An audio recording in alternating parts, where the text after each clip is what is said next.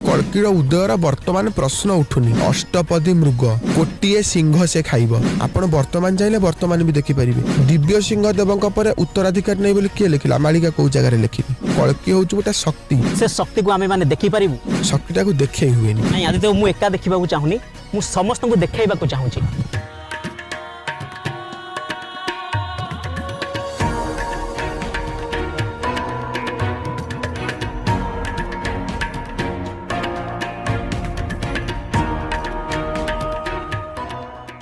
कलिजुग केबे सरिबो प्रभु कल्की केबे आसीबे ए नै लोकंक मनरे प्रबल द्वंद्व आम मनरे मध्य प्रश्नटीए रही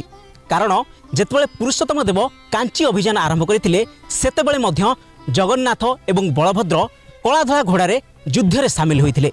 तेबे ए रूपकू कौन कहिबा ए रहस्य उपर पर्दा उठैबा वर्तमान आम सहित उपस्थित